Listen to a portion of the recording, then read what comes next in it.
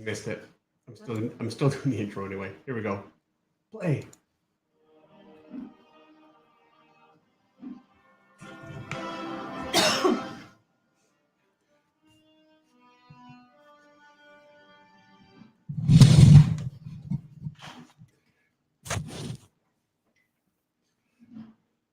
All right. Hi, everyone.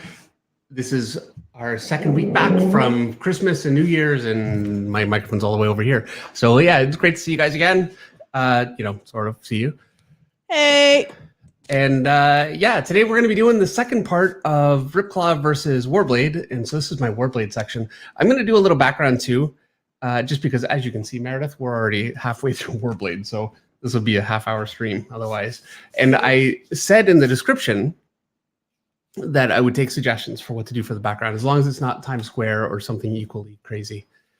Take my sweater off here. I'm always cold the minute I sit down here. Like the pressure's on, I warm up. Oh, it's getting busy now.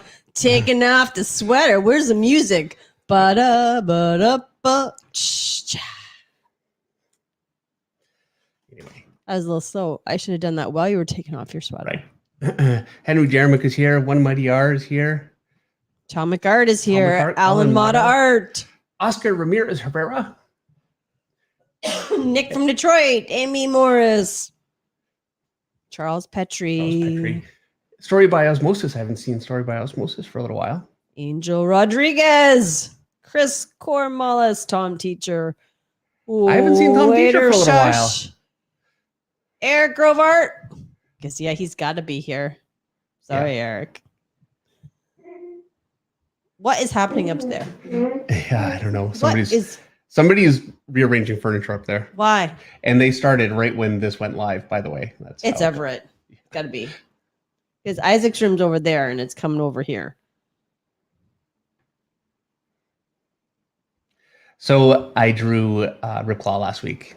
For any of you that weren't here last week, and I drew in most of Warblade, so we're finishing them, and so that's what I'm doing. We're rendering. Well, right now it's shadowing. And then it'll be Dan Genovese says, "I'm wearing my Finch shirt and I'm ready to roll." Oh, nice. Are you wearing your Finch shirt, Dave? I'm not. I had it last week. I just have a regular Harley Davidson shirt on. Oh, well, that sucks. I had it on last week. Yeah, you have multiple shirts. You need to this week wear your sweatshirt. I haven't seen you. What a surprise, Dave. I haven't seen you wear your sweatshirt. Why is that? Are you saying because I don't wear sweatshirts? Yes, that's what I'm saying. Yeah. And yet you ordered one. Yep. Same week you complained that Isaac needed new sweatshirts. Yeah. How was your new vacuum, Dave? I bought Dave a vacuum, just his vacuum for his office. You know where this is going, right? His office looks amazing. Yeah. See, I don't want to play into it because the minute I do, that's when you're going to start going on about how bad it looked. But it looks amazing. The minute I play into it, that's when you're going to start going on about how bad it looked. I know how this works. I've been here before. It was a hot mess. See? But it looks amazing. And it's so good that you got it cleaned up that we could put your new rug in it. Yeah, I got a new rug. So Meredith shows me all these rugs with Star Wars. What can I say? And they're patterned really from cool. Ruggable. And subtle. And yeah, from Ruggable. We're not sponsored. We're not sponsored by Ruggable. Anyway, and I found one that I liked. I thought we agreed. I thought we were on the same page. And I open up the rug and it's just some regular tasteful adult pattern. And I'm like, no. In the living room, sure. This is my office. All right, I'll get you the Star Wars one. I really thought I was pushing the boundary with the Star Wars one. I didn't know you really wanted the Star Wars one. I don't know. It's in my office. Well, these are interchangeable. That's they the are. cool thing I like the them. one that you got. I do. I just, For when you want to be a kid. Yeah, which is. For when the kids can be kids. They are really tasteful, though. I'm not going to lie. The Star Wars ones are pretty tasteful. And no, we're not sponsored. By Ruggable. Or nobody's paying us any money for this endorsement. Anyone rug related. Yeah. We're just talking about rugs for the room. Room rugs.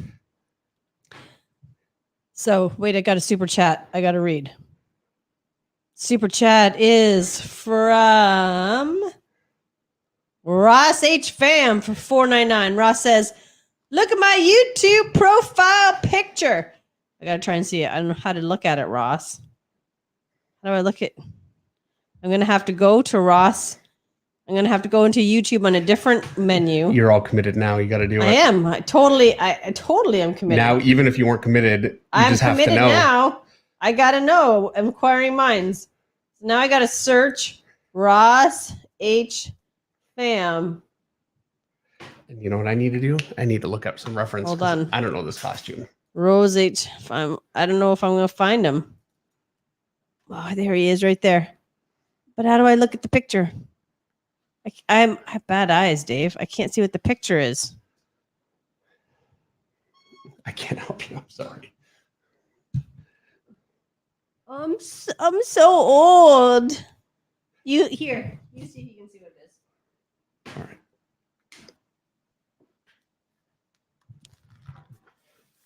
I should.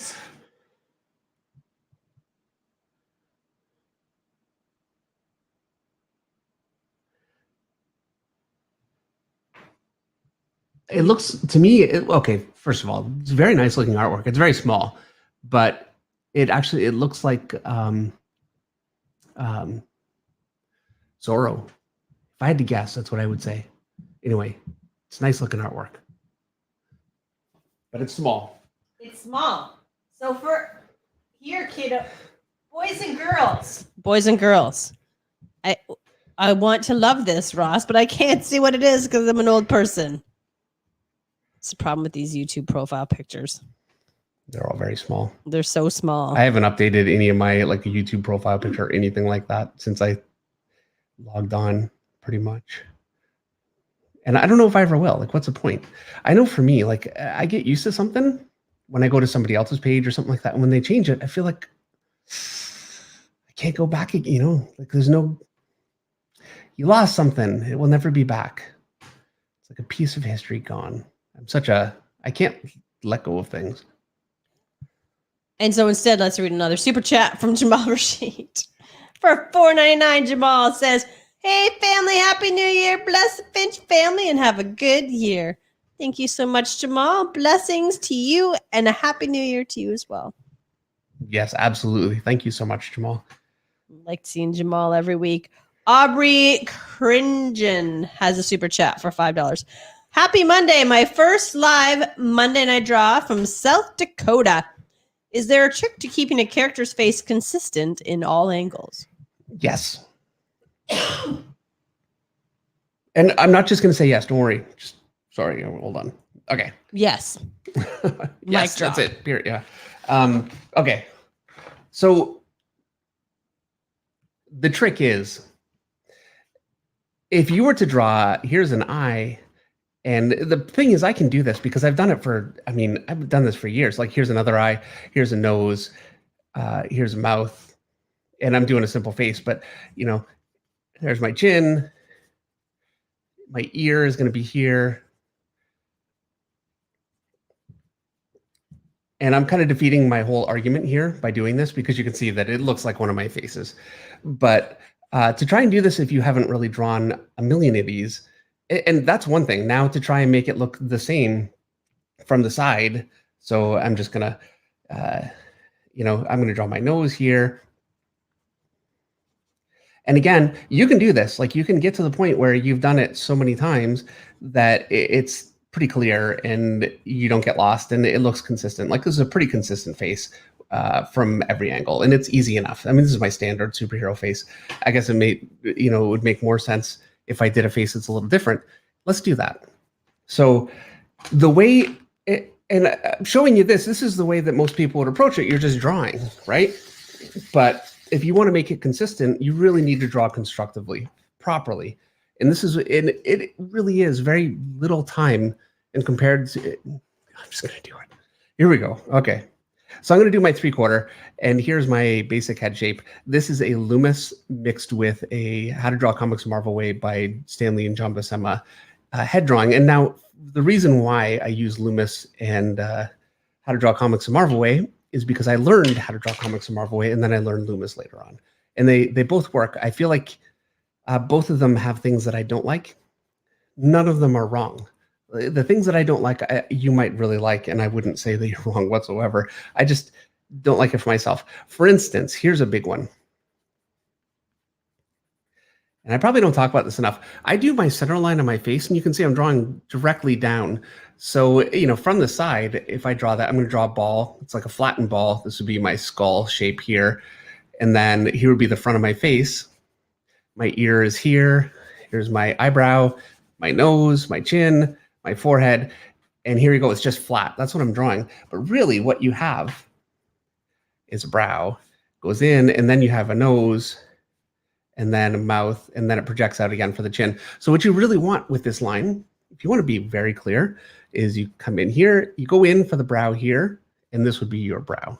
And this is what How to Draw Comics in Marvel Way really does. And I don't bother because I've just found, then it goes down flat, comes out a little bit, and you get a bit of a peak here, which I think is very useful. It's a more complete shape, and it might be something you want to try if you're struggling.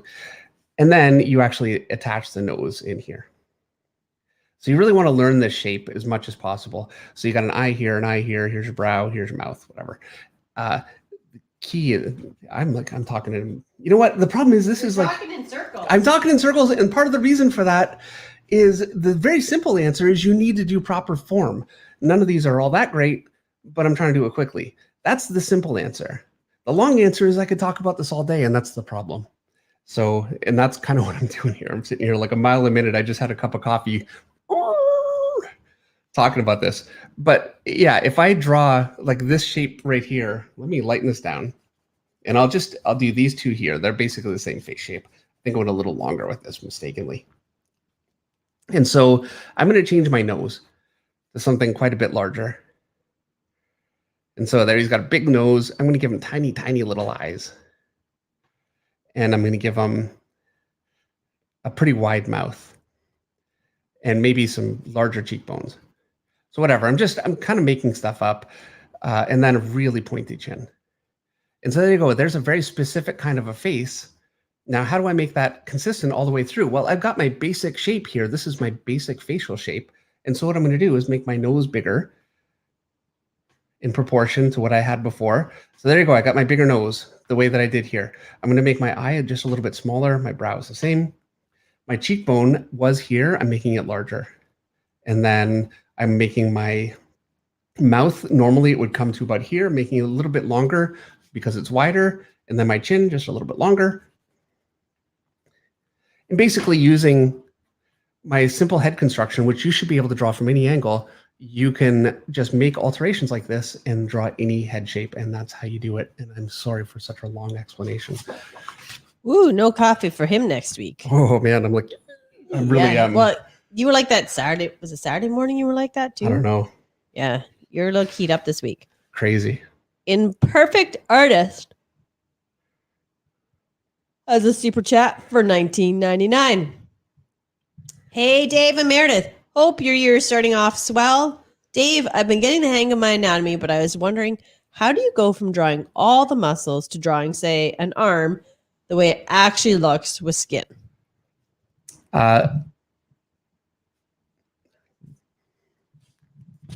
You guys ready for another half an hour? Okay, so I'm going to, you know what? Let me finish this leg. And then we'll go into that one because it is a very good question. And I actually have a video that I finally, I know I said I would have it last week. You know how I am. I got the intro and outro finished. So the whole thing's done. I still have to send the intro and outro to Yuri. Yuri is still a human being with with a life. So it's probably going to be 2 days before it's up. But okay, so let me switch my camera so I can see. I just want to make sure I'm on the screen here. All right. So, right, drawing with skin. So if I draw an arm,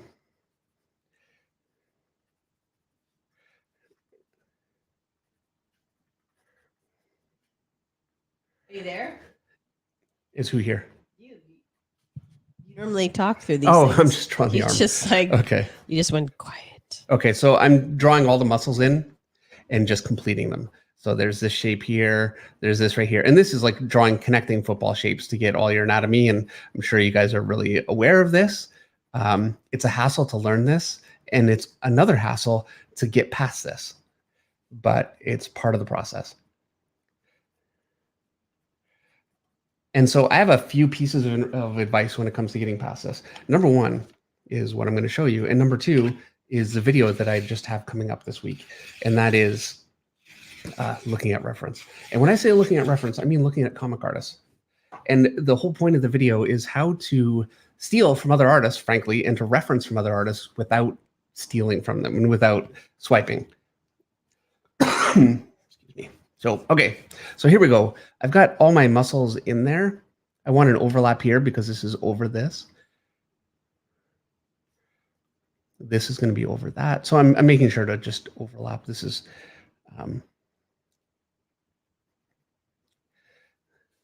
like the deltoid or the bicep overlaps the arm here. And you want to make sure if you have something like this tube here is going to be in front of this piece here. So I'm just being careful to catch all that. Okay, so now I've got everything kind of drawn in. If I was to start to define the length of all these muscles, I would look like I have no skin. The secret is I've got a bit of a pocket here where these connect, and I've got this muscle connecting in here, just like that. And then I've got this muscle connecting here, and I've got some muscles connecting here. I don't know, hopefully you can see my sketch well enough to really kind of see this. And my anatomy is not going to be perfect here because, again, I'm doing this quickly, so cut me a little slack, but what I'm doing is just here, I've got a connection right here. I'm just going to draw that little connection there, and that'll work. And you can see, I'm not going to go further than that, but that is how you make it look like you don't have,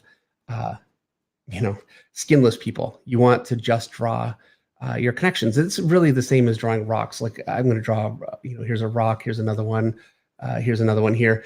Now for these to really look like rocks, what I want to do is just really shore up these connections. I don't need to draw thick lines all between them. As a matter of fact, it would actually be detrimental. But if I draw the connections thicker, look at the difference that makes. Now it looks like they're like recessed pieces, and that's really how you approach it. There you go. Congratulations. Thank you. You didn't meander on, and no, you actually accomplished something. You went direct and to I the wore point. off a little bit of coffee with the first one. Yeah, apparently. It's like a car. You turn it on and it revs really high, especially when it's cold. Yeah. Yeah, you did. And then I finally, came down to Now a you're proper idling. RPM. No. Ross H. Fam as a super chat for $1.99. Ross says, yes. I think that's because we went over and we looked at his picture. Nice. Chris Cormalis has a super chat for $5. Dave, I bought a Loomis book and watched your video 3 times over. Got better, but I do draw figures. Loomis or your method? Oh, but do I draw figures Loomis or your method? Loomis. Do Loomis, because Loomis is a genius. He's a renowned New York teacher of hundreds, thousands by now. I mean, incalculable amount of professional artists. I can't hold a candle to that. And so I'm not going to tell you, oh, look at my stuff and not Loomis. What I would say, though, is that Loomis, because it's very classic, he doesn't really go into heavy anatomy. It's very streamlined anatomy. It's intended for illustration. It's really not intended for superhero drawing. So you're not going to get that from it. And so I would say, look at me for that. And hey, that'd be great. I'd appreciate it if you would. I'd say Bart's Ears is really phenomenal to look at for that. I'd really recommend Brutes and Babes by Bart's Ears. Things like that. So, you never want to just, and really this is the point. This is how you develop your style, is you don't just say, hey, I'm going to look at this and this is who I'm going to be. What you want to do is you want to look at a particular influence until that influence fails you. And then you move on and you find something else, because everyone will fail you. No one is in your head knowing the kind of artist that you want to be. And no matter how much you love them, there's going to be things that they do that you don't like, and you can do better. And that's how you become your own artist. Excellent. 81 Modus has a super chat for $5. 81 wants to know, what was the most demanding title? Might be a sensitive subject, but you mentioned Trolls Ruin Time on Avengers, but I mean the level of difficulty, the most demanding title you ever worked on.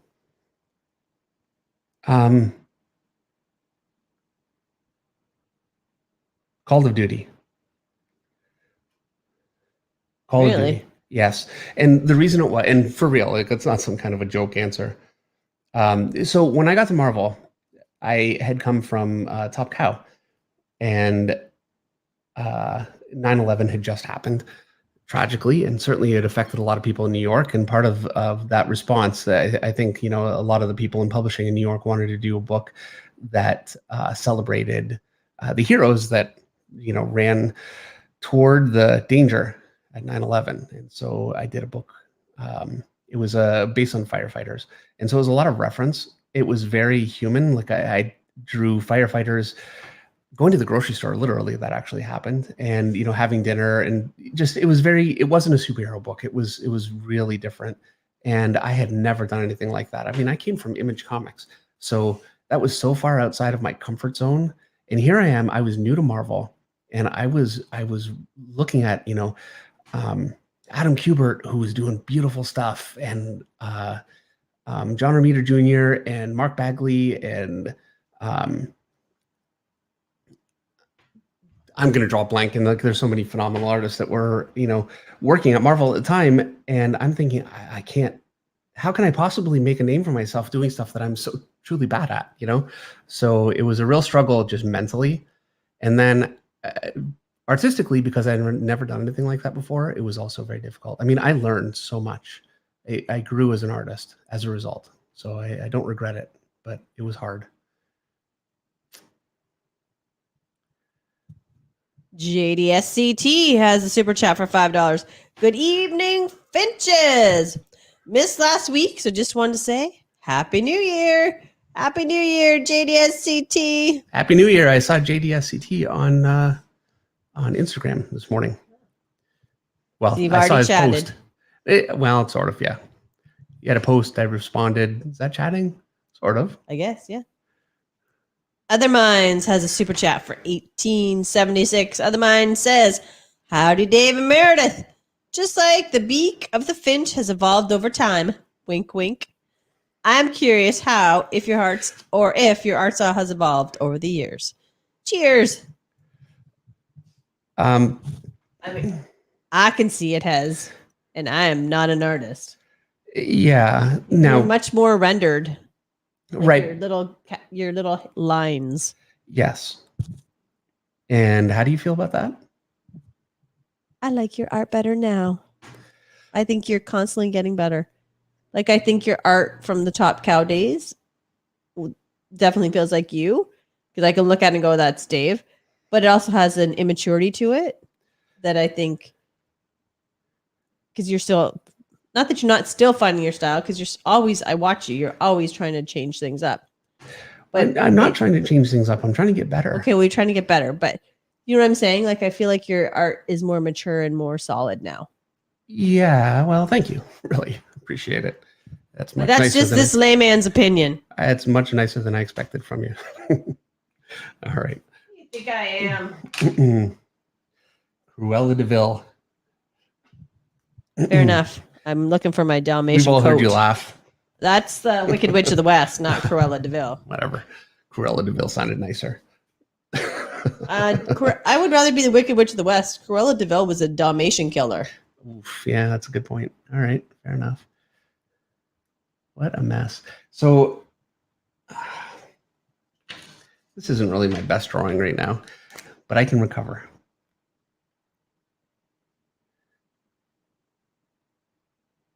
All right. While you recover, I'm going to read the next super chat, which is from Antoine Washington for $9.99. Antoine says, Happy Monday, David Meredith. I'm so excited. Last week, you told me some of the comics you worked on. I went to my local comic shop and bought 3 copies. I hope to have one signed one day. Thank you so much. I appreciate it. And absolutely, it would be my pleasure. I hope they're good reads, Antoine. I hope you like the art. I hope the story's good. I'm curious to know which ones you bought. Yeah. Yeah, well, I've been very fortunate to work with some pretty good writers. So Yeah, just like Brian Michael Bendis. No big thing. yeah, he's very Meredith good. Finch. I mean, she's the cat's meow. Yep. Jeff Johns. But really, Meredith Finch. That was the Jeff Loeb. That was the pinnacle of your career when you worked with Meredith Finch. Right. She really made your name what it is today. Who else is a good writer that I worked with? Because there's been so many. Grant Morrison, I did an issue. Yeah. Oh, yeah. You've worked with a ton of people. Meredith Finch. Yes, Meredith. Yeah. Okay. Damien has a super chat for 20 euros. Damien says, "Hello, David. I'm trying to draw a zombie horde. I'm having difficulties and would like to know if you can take a course on your site. Thank you, Damien from France." Thank you. I appreciate the suggestion. Actually, I think that would be a lot of fun to do. Do you have any suggestions for him now? Because you've drawn a zombie horde or two. What a mess I am with. I'm so impatient. And you can see this stuff that I know. I hear you. It's gonna take a bit to dry. The amount of like extra work I gave myself just by being impatient with the brush. Okay, so yeah, advice for a zombie horde. Let me see. Okay. Okay. Are you sure? Okay. Are you sure? Okay, now? This whole thing is just going to take longer with you doing that. It's already taken longer with you firing on all cylinders. All right. We need slow Dave. So I'm erasing because I'm kind of running out of room here. All right. In so much as that worked. So a zombie horde. Now I'm going to do two different angles. Here's a panel. And I'm going to say my horizon is up here. And I'm just going to go with a simple 1-point perspective. So I'm going to put my perspective point here. So this would be basically our eye level. And anyway, I'm going to run some lines. Just like this, and then like this. And you might be thinking, do I really need perspective? Well, no, but honestly, when you have a million people, it makes it easier. Now I have a plane that I can place them in. So I'm going to place one here.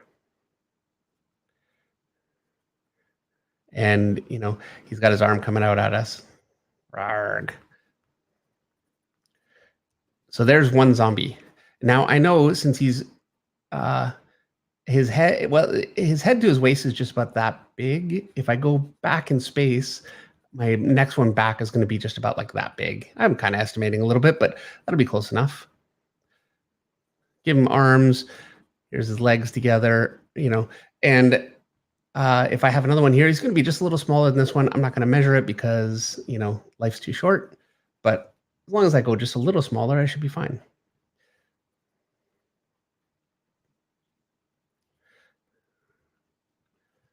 There's another one here. So there you go. And then I'm going to say, okay, here's my head to waist. And I'm just choosing waist because I did on this guy. It could be feet, but anyway, I'm going to go back up.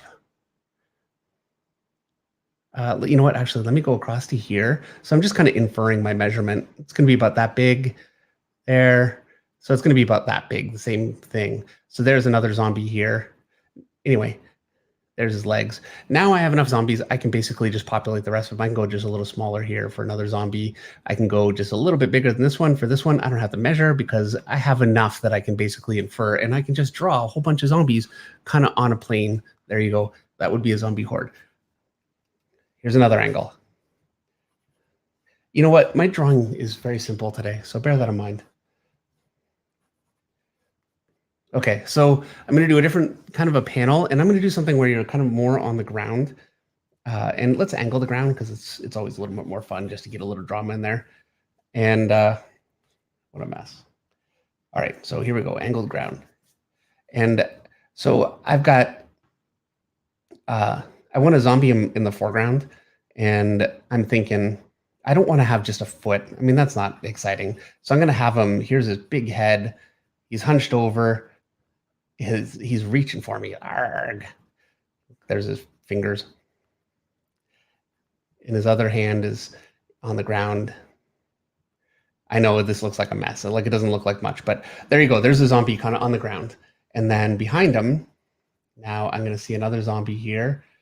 I want to make sure not to cut his head off. Never, if you can avoid it, cut heads off with panels. If it's a total background figure, it's fine. But strictly speaking, that's even closer than I'd like to be. And so, and I'll do this sometimes, but yeah, just adjust the panel around just a little bit. Sometimes I'll have to fix the figure. Sometimes I'll have to change the panel.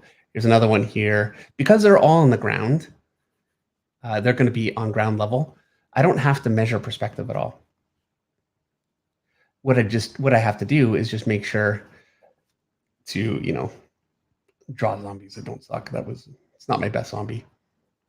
But you get the picture. Here's another one here. You know, I'm going to draw another one here. Another one here. And, you know, here's a whole bunch of zombies done really quickly. This is easier than doing this. And, you know, I could draw, like maybe make this a leg. And the bigger I make this guy here, the more it kind of covers. And then you can make it look like you have a ton of zombies with very little work. And you can see, hopefully, that I tried to go with a composition that has a larger triangle here, and then it kind of peaks up here just a little bit. So it's got a bit of a flow through the panel, but this is my main larger triangular compositional shape. There's not really a composition here per se. There you go. That is my super quick how to draw a zombie horde tutorial. I mean, you know, that would also be how to draw people walking down an office hallway with briefcases too. It would be the same, except for this. Awesome. Thank you for that. And Chris Cormalis, we did answer your question. Dave said, do Loomis, not him. Yeah, do Loomis, but you can't get more comic type anatomy from Loomis. And so you know, that's where you want to start looking at some other things. Also, I will say my method is a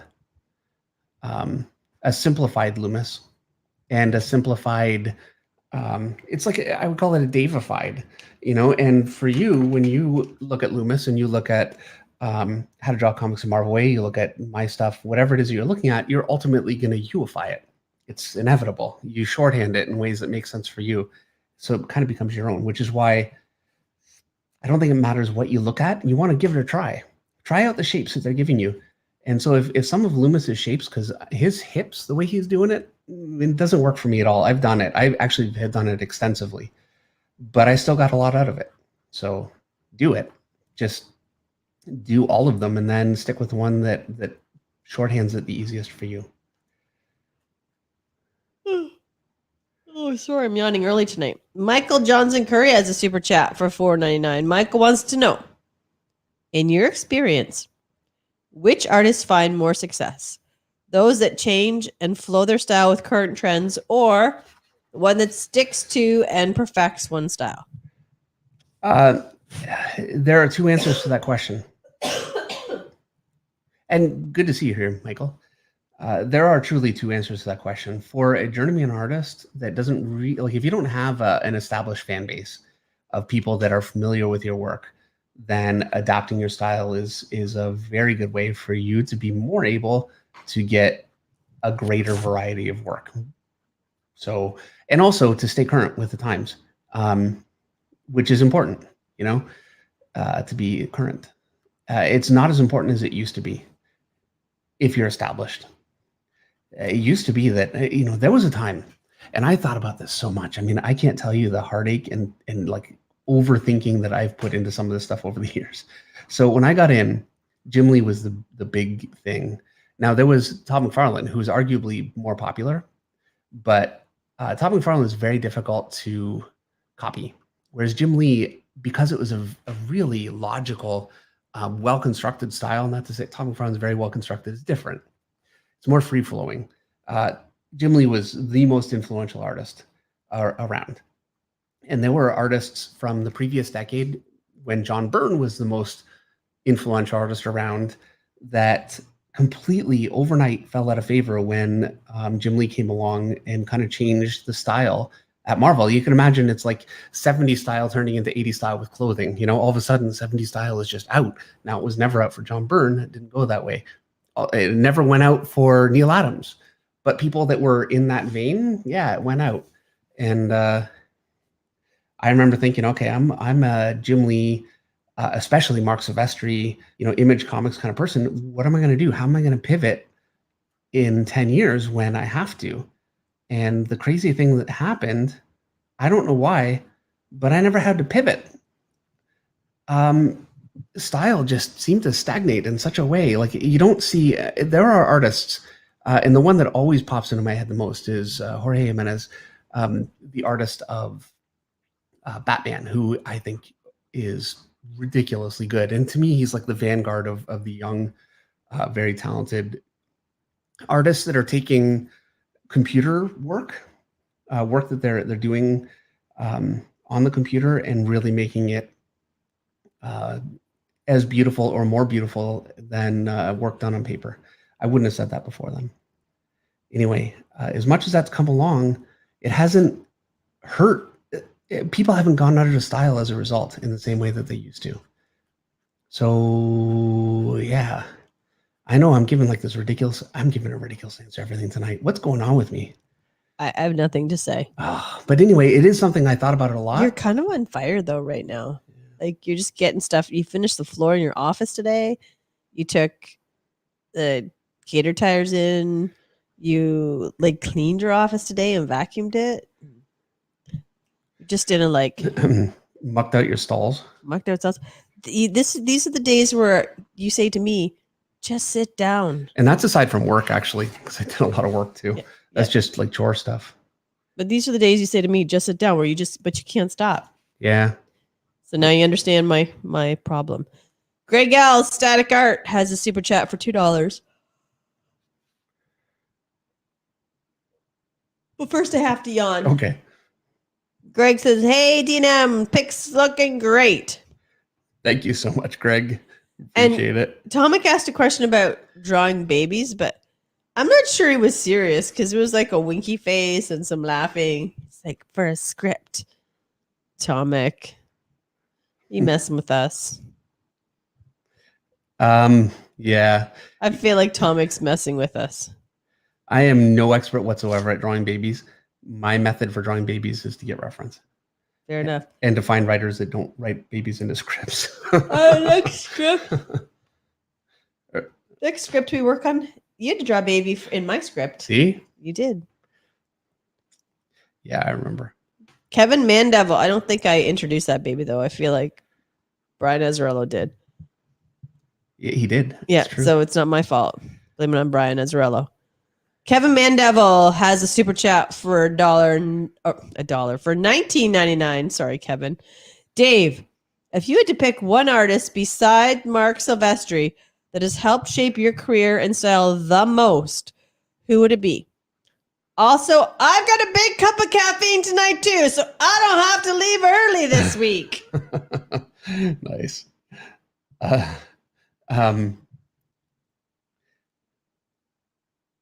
Artists that help shape my work the most. It's a tough question for me to answer because I tend to be very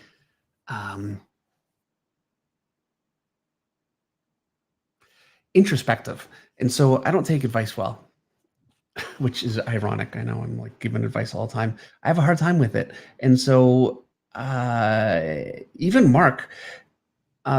At the studio, he would come around and he's doing like, you know what? It's so funny. At the time, I used to think it was such a hassle that he would do it. He would walk around the studio and check on all of the work that we were doing and then give advice, you know, which is a mentally draining thing to do. He had his own pages that he had to get done, but he's walking around and he's not just saying that looks bad, fix that. Like, he's sitting down and redrawing some things and really working with all of us. And that's part of the reason why Top Cow, we had artists that developed so quickly and so well. And yeah, it's a real sacrifice for him to have done that. I kind of see that more now. But anyway, I used to hide from him. I would block my page. I would hide it. I would do anything I could to make sure that no one was looking at what I was drawing when I was doing it. I hated it. I couldn't take it. I couldn't stand it. So for me, my influences are the advice that I've gotten over the years, despite me not wanting to hear it. You know, Ashby Manson, who is a colorist, gave me huge, great advice. And this is actually based on him looking at Jim Lee's work. And he was showing me how Jim Lee uses connection points, and that's this kind of thing, and overlapping to describe form. I was not aware of that. And so I learned that from Ashby. And I learned, I struggled so badly. I was looking at a lot of marks of vestry and I couldn't figure out where to go with my style. I was really floundering when I got to Top Cow. And I finally started looking at Simon Bisley, but that didn't just happen. That was a result of Bat, who is a phenomenal inker, recommending that I look at Simon Bisley. And that happened because he's sitting there, he's trying to work, and I'm just in his ear crying about the fact that I'm struggling so much. And he finally said, just pick an artist you like and go for it, you know? And I did. And that made a huge difference in my career. It was a big, big thing. Yeah, there are other instances that I could really point to. A big one for Jeff Campbell, J. Scott Campbell, was at the same studio. And I drew this arm. It was this big arm, and I had it underlit. And so I had hair on the arm, and it faded where the light went, so you didn't see it where the light was, which makes sense, right? It seemed like it looked ridiculous. And he said, you might want to fix that. I don't think that really works. And I proceeded to explain to him that why I did it. Anyway. What? Did you mansplain to Jeff? I mansplained to him why it was right the way that I did it. And you know what his response was? You want to be a dumbass, be a dumbass? No, he's not. He's too classy for that. He said, okay. He didn't care, So, yeah. And anyway, he walked away, and I had time to sit about it and think about it, and then I fixed it, and I never made that mistake again. So many bits of advice I've had, I've just fought the whole way. It's so, and I'm sure you guys. I can't see that in you, Dave, at all. You seem so open to suggestions. Yeah. Look, I'm sure you guys can relate, right? It's hard. It's difficult when people are questioning, because I overly intellectualize this stuff way too much, and I put so much of my own self-worth into how well I can do this stuff. I mean, it really means that much to me. I know that's unhealthy, but it does. And so when somebody questions it, it's very difficult. And I know you would never make a writer. No. Oh, geez. Yeah. Getting critiques and getting like the rejection writers get. Now, I've got rejection as an artist. I had to overcome that, but it's nothing like what writers get. All right. I'm done. Mula is here for the first time tonight. Mula says, I bought some of your courses and they have helped me greatly. First time catching you live, Finch. Welcome, Mula. Yes. Yeah. Thank you for coming. Thanks for, trying out some of the courses. I really appreciate it. And hopefully they work well for you. And it's good to have you here. And Stephen King is a super chat for $10. Stephen says, hi, Steve. Sorry. Hi, Dave and Meredith. I haven't made a live show since before the summer break. I just picked up the IDW Artist Edition of EC Comics covers. Amazing book. Any faves of the EC group of artists? Wow. That's a book I need to get. And great to see you here. It has been ages. My favorite. Okay, now I'm blanking out. I'm with names again. Jim Davis. Jim Davis. Probably my favorite. What's the EC? EC Comics. And Wally Wood. Are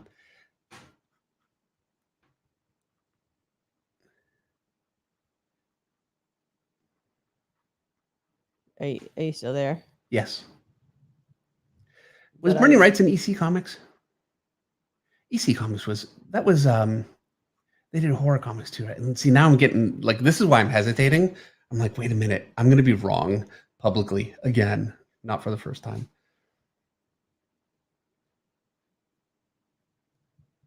All right. I'm just gonna keep scrolling. You do that. I don't know what to say to you tonight.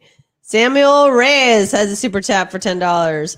Samuel says, "Good evening, Dave and Meredith. When Dave says I'm not gonna measure because life's too short, that's how I measure ingredients when I cook. Drives my wife crazy. Yep. How are you both tonight?"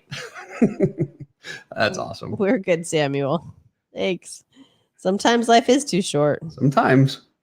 Look, if it turns out terribly, then, you know, but you can see, hopefully, when I did it, drawing this figure, I had his size pretty well.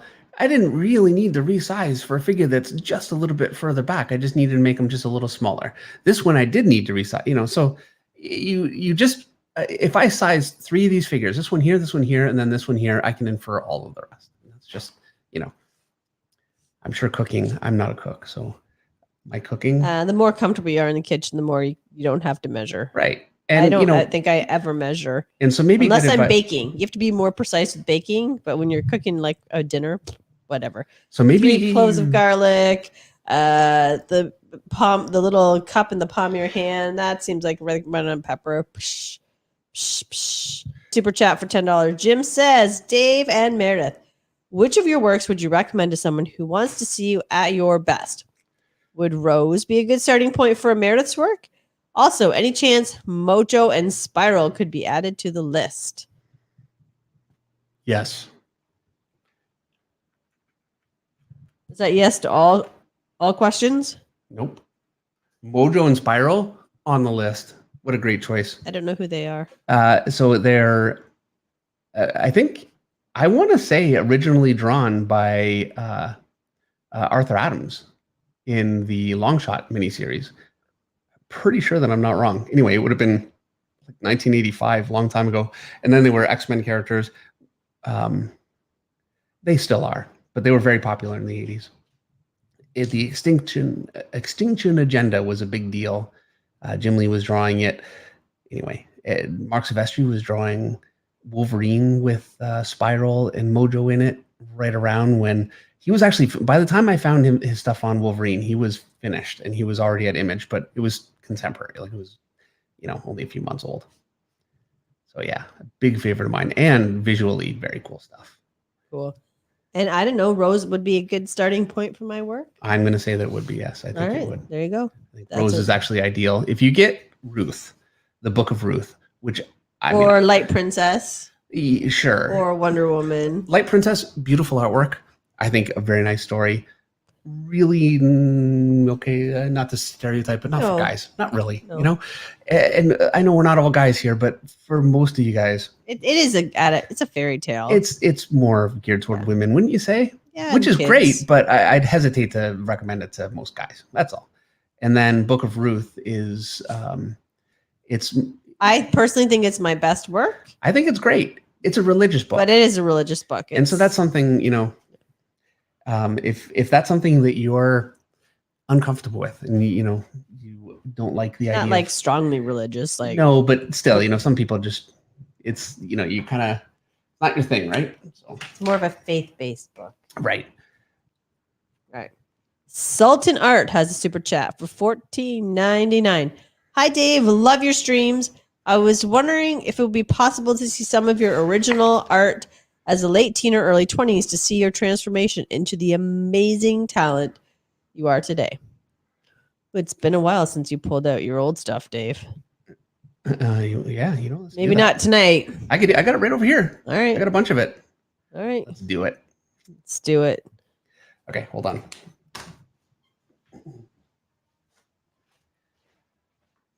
Pull into the file. And then after you do that, you have to draw a baby for Tomic.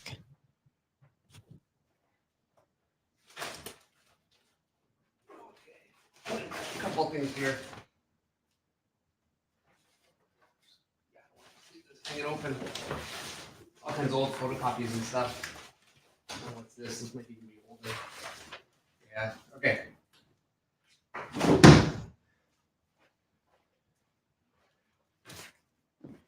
So here we go.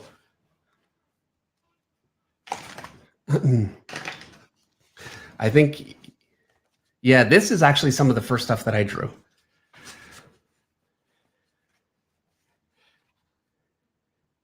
Here's me drawing Wolverine fighting somebody saying, no, I'm not a Hare Krishna, because he has it was very funny, apparently. Here's another Wolverine. This is like totally Marks of Vestry. It's me trying to copy Marks of Vestry. A bunch of figures, me just drawing random figures from the book. I'm not sure who that is, but there you go. Plus Gambit. Oh, and here's Rogue. Obviously, this is a Jim Lee copy. A bunch more figures. Oh, here's Simon Bisley's Batman. I love this picture so much. I thought it was incredible. I was so disappointed with my inability to draw it, but there you go. Oh, here we go. This is really one of the very first. This is me trying to draw Jim Lee's Cyclops from X-Men #1. And this is a Mark Texiera figure, actually. I remember it was in the same book. Here's Magneto.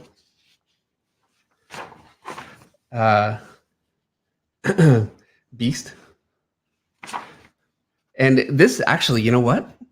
This right here is my first attempt at doing stick figures, at doing gestural figures. This is it.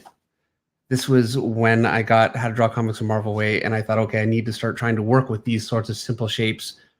And so you can see I had only drawn a few pictures, and then I started jumping into this, and it's very, it was very hard for me to try and think in terms of like 3D shapes, you know. But yeah, this is the very first stuff of me trying to do that. So all the stuff that I keep trying to, you know, tell you guys to do, I've done it. I've been there, and you can see how it's simplified. And like, there's no chest shape really per se in there. There's no hips. I'm really not drawing hips because I just really wasn't aware of the construction at the time. So, you know, it just took a while. Some kind of a wizard. There you go. That's my very first book of drawing. I was 20 when I did that stuff. Now, I've got this whole other book here. I'm not even sure what's in here. I should be hesitant to just start opening a book because who knows, but let's see. The minute I open it, now everything's up the other way. Yeah, now this is a little later on, and you can see my figures had come along, but it's still, I mean, they're rough, you know? It took me a long time, and this is me going through comics, just copying a bunch of figures. Here's me drawing some faces. Now, I think this would have been a weightlifter, and they might have all been weightlifters. I was looking at muscle magazines and comics kind of at the same time. This is a layout. Anyway, before I go on to, you can see there's tons of stuff. The last thing I wanted to show you is this is but actually. Wait, there's more. But wait, there's more. When you buy the ShamWow, you don't just get the ShamWow, you get the Slap Chop. Yeah, now it's the other cat. You realize that this is Stormy, totally different cat running across my desk. So this is actually from work that I did that I broke in on, and it was 2 years later, and it's still, I mean, you can see it kind of is what it is, but at the time I was learning how to use construction shapes, and I tend to be maybe a little too literal, you know, so everything was really literally done, you know, all of my muscles, and it's very stiff, but I had everything kind of worked in there, and I still use, basically, this is very similar to what I would do now. And you can see I've got the same faces. It's more How to Draw Comics the Marvel Way in the sense that I'm actually dipping in for the eyes. I don't really do that anymore. Maybe I should. But yeah, there you go. This is, and then I took this, actually blew it up and did a picture on it. I don't have that, so I don't remember how it turned out, but yeah, there you go. There's the layout. Bunch of my old work. All right.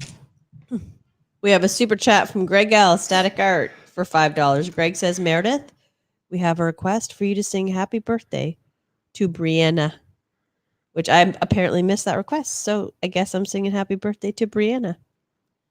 Can you handle it? Just Happy birthday to you. Happy birthday to you. Happy birthday, dear Brianna. I hope you have a great 22. Oh, she's 22? No, because it's 2022. Right. I thought I should clarify that because I was like, can I fit in 2022 without it make 2022? I hope you have a great 2022. Okay. You know what I mean? Yeah. There you go. Swear you're Paul McCartney writing music right now. I am. My Grammy's coming. Just you wait. Just you wait. I just watched it on it's on Disney Plus. It's 6 hours or 8 hours, I think 8 hours of the Beatles writing their last not their last album, their second last album, in the lead up to their rooftop concert, which was the last time they ever appeared live. And so you can see them, they're trying to come up with this material all in this kind of, room. At one point, Paul McCartney starts singing Get Back, and it's like not really even a song. He just has a chord and he's trying to come up with stuff to go with it. It's surreal to watch Get Back slowly get formed, that many years ago. And it's all filmed, it's on film, so it looks like it was yesterday. Yeah, I can imagine. Pretty crazy. I thought it was amazing. All right, you got to draw Tomic's baby. You're not, this is the dream. This is a Dave's drawing, but not really drawing stream tonight. Yeah, as it turns out. So I have to draw a baby. He wants to know how to draw a baby. Tomic. How do you draw a baby? Okay. And JDSCT has another super chat for $5. Says, love these versus pieces. Any chance we could see the darkness versus the Angelus down the road? Oh, yeah. And another good choice. Hopefully not too far down the road. We're going to have the season of the verses. Okay. Yeah, really. All right. So a baby. I'm going to start with the head. So I'm going to go much. This is basically my, if it was the side, this would be the part of the head, the skull, the brain pan, whatever, the round part of the skull. And then you've got your face. Well, the face is going to be much smaller attached to that than an adult traditional, I guess, a traditional type of drawing. So there's my brow. There would be my nose, much shorter, my mouth, and I think I'll make my chin even shorter. And so what I'm doing is I'm basically it's just putting up a much smaller face onto that head. That's it so far. I'm going to draw my ear on there. So there you go. There's an ear. I want my nose, and it should be not pointy. It's a baby.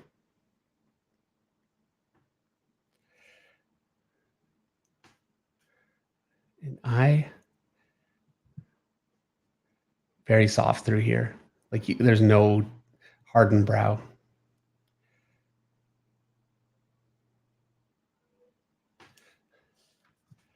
And for those of you saying this doesn't really look like a baby, I know, I can't. This is why I'm rolling my eyes. I don't know how to draw a baby without reference. This is my best attempt right now. My nose is looking worse and worse as I go along. Hold on. This is just going bad.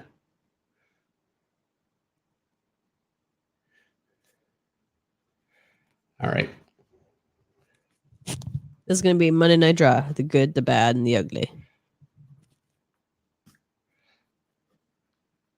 Very thin neck. So there you go. Sort of. It's the best that I could do. It's not erasing. Why is that not erasing? That line won't come up. I don't know what the deal is. All right. And like a 3/4. I've got my brow here. My nose, I want to be all this to be pretty short and nice and wide, down to a very thin chin. My ear is going to be just about here, and a much bigger head. So here's my eye, my brow.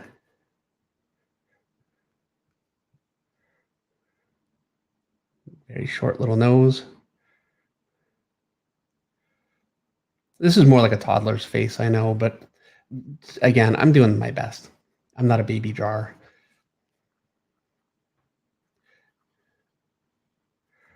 He's got big, fat cheeks.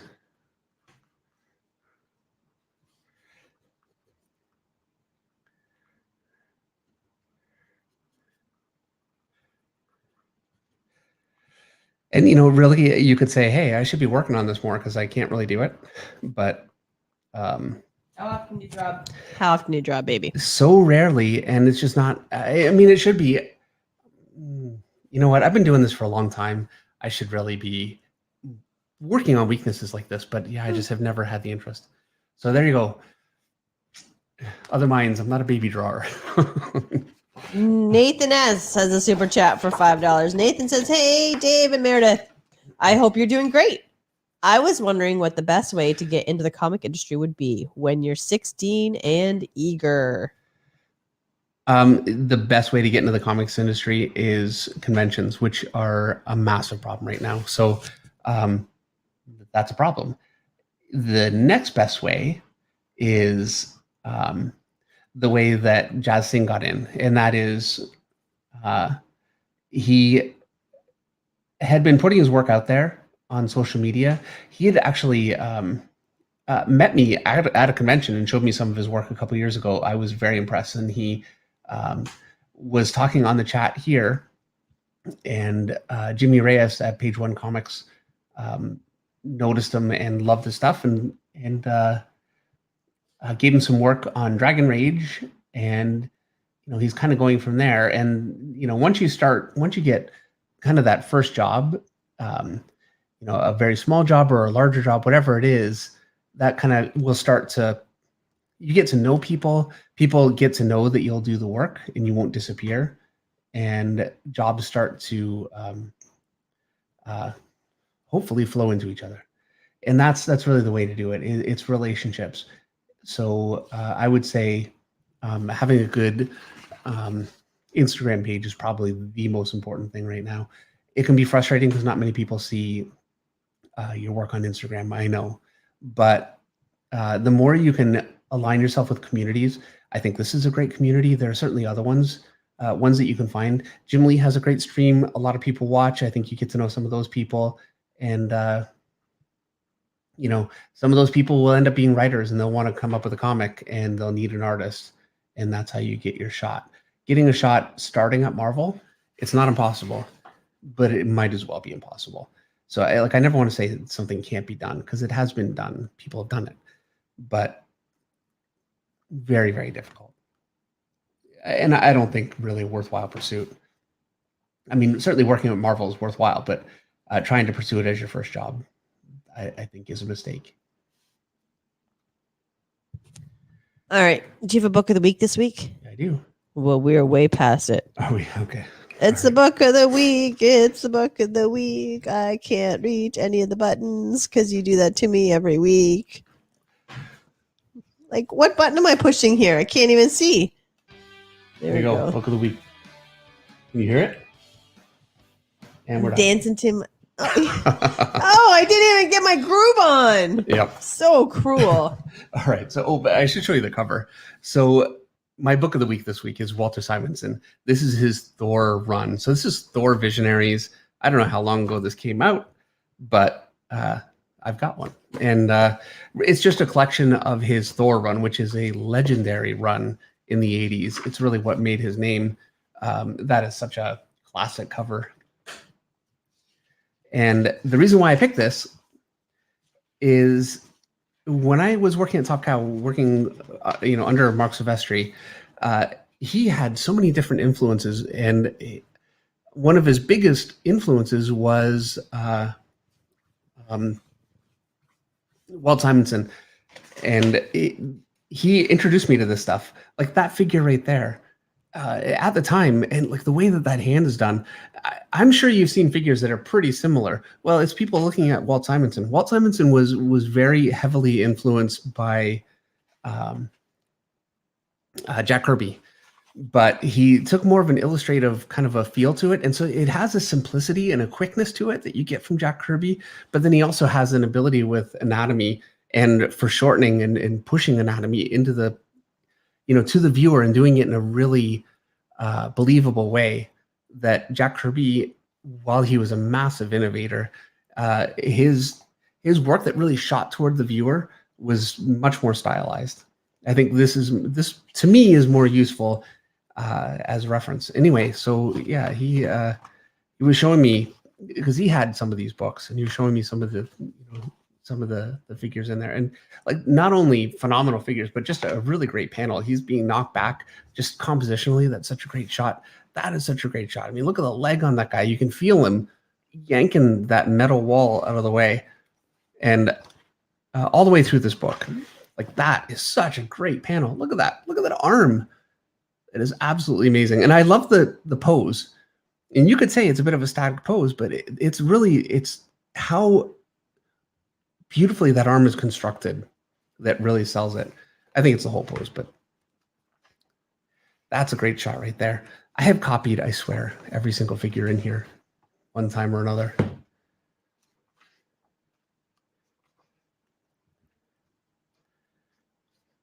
Capes are amazing in here. I'm kind of skipping ahead. Once people are talking, I lose interest. This is why it was such a difficult thing for me when I got to Marvel and I did Call of Duty, where it was everybody basically talking, because I did not care. I still struggle. I try my best, but yeah, there's a lot of. That's a really great looking horse. There's a lot of conversation, and I'm not here for the conversation. So yeah, I don't want to close the book too quickly. I know we're a little. Tell us how you really feel. Figure. That is so classic. I don't want to close the book too quickly because there's so many great things, but I'm skipping like. Well, you got to give them a reason to get it themselves. Okay, I'm going to show you one more amazing figure in here, and then we'll move on. And I'm skipping, by the way, a lot. Like, that is a great shot right there. Like, the amount of great stuff that I'm skipping. Look at how great that face is. So, whatever. But like, there are a few shots in here that are like so important to my career that, and there's so much that I can't even remember where things are anymore. Like that panel right there. I know, whatever, but just he's being hit, and it just has so much. It's like a subtle kind of a power. I mean, it looks powerful, and you barely see any of the figure. That figure right there, I love this. He's got him hitting the ground. I've copied all this stuff. So yeah, let's just look at this book for the rest of the night. All right, let's hit the button. Hit the button. Hit the button. There's so much though. Look, it never ends. Anyway, it's a phenomenal book. There you go. That's my book of the week. It is Thor Visionaries by Walter Simonson. Now hit the button. Do, do, do, do, do. Normally I fade it in and out. Boom. Dead. You are in a mood. You're very mischievous tonight. You know what? You're feeling the weight of like getting a bunch of chores done. You're feeling the lightness of that. It's a lot of chores and a lot of work I got turned in. Yeah, you're feeling light. I had 3 covers that I just turned in today, plus a bunch of pages. Like, no, it's like when you get stuff done that's been hanging over you. That's why to-do lists are great. Yep. I got an email back about one of the covers, and it's a very large face on the cover, and the hair is totally different than what I did, and I did it properly. Excuse me, according to the reference that I got, but this is done in conjunction with another company, and they had changed how the hair was done. And so anyway, point being, I need to now change the hair. It's going to be not fun. And I'm not even upset about that. And look, you have to, that so happens. Like, it's always more upsetting for me if it's my fault. If I miss something and then I have to fix it when it's not my fault. And then at least I don't feel guilt on top of having to fix it, So. Shrunk has a super chat for $2. Shrunk says, I hope you have a fantastic birthday, Brianna.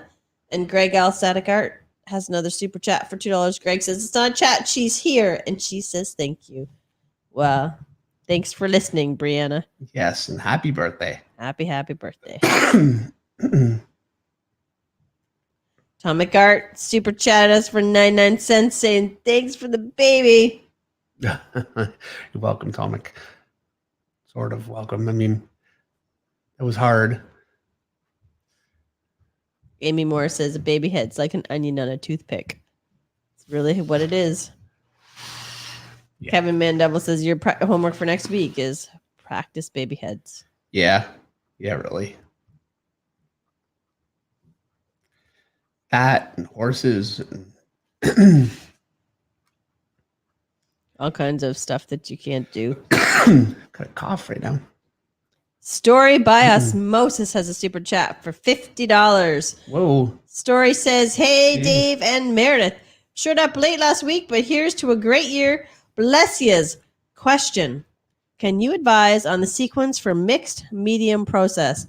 A la Chris Stevens. I found my inks got messy on top of colored pencil. Appreciate your help. Well, excuse me. Thank you so much for the $50. I mean, that's very generous.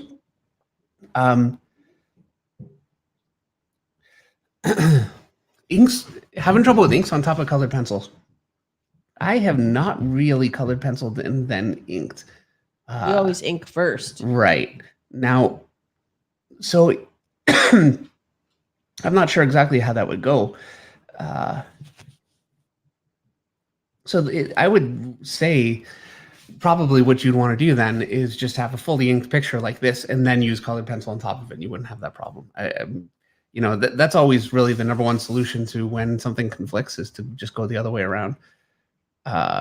So there's that. My favorite solution right now, and this is all from Eric, by the way. I feel like, I don't know if Eric has his camera. I want to get him in here and make him explain it.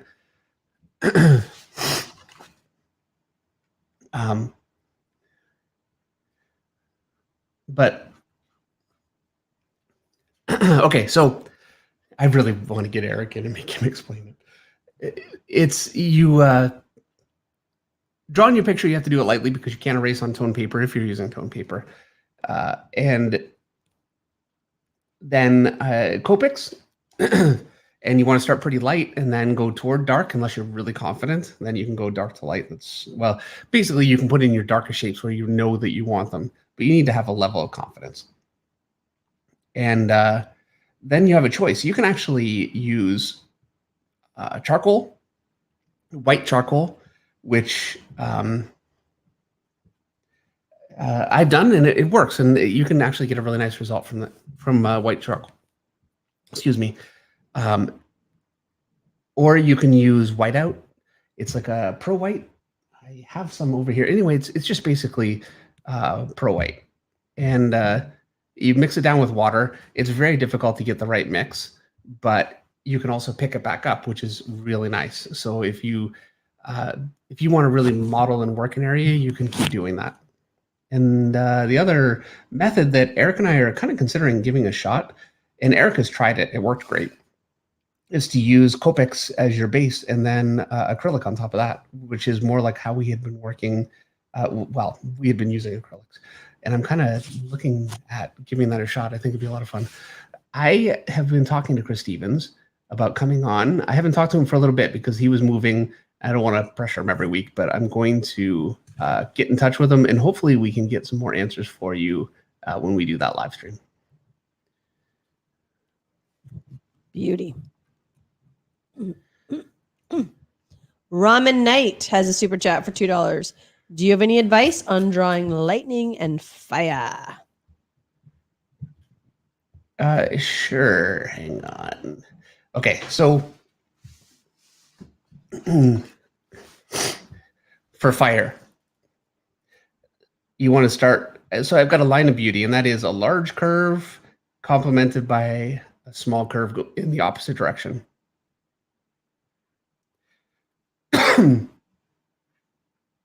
Here's my large curve, small curve in the opposite direction.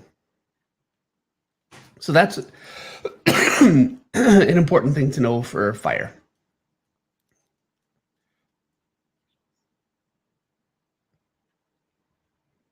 And flow, I think I need water. And then You have a bottle right here. I do, yeah, here.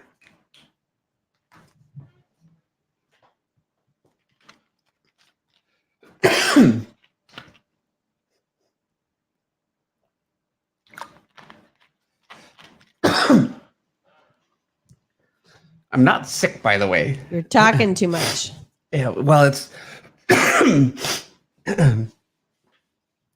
we have horses, and putting them in, I always Get a little allergied. and I'm kind of feel like once it's kind of going, then there we go. I'm good. So I want to make sure I've got this fire kind of running up here, like this little piece, and so I'm going to run the next piece into that, and kind of try and get a bit of a flow that way.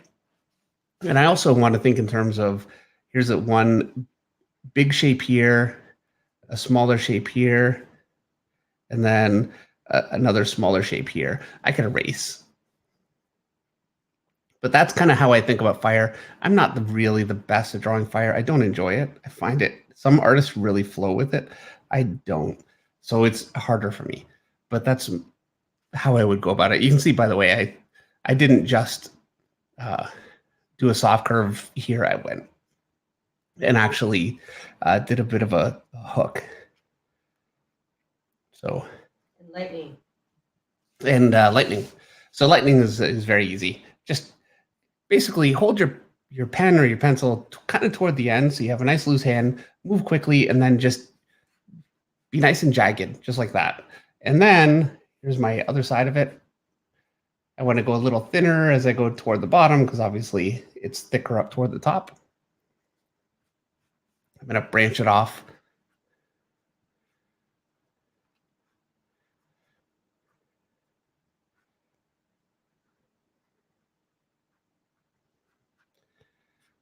And that's really it.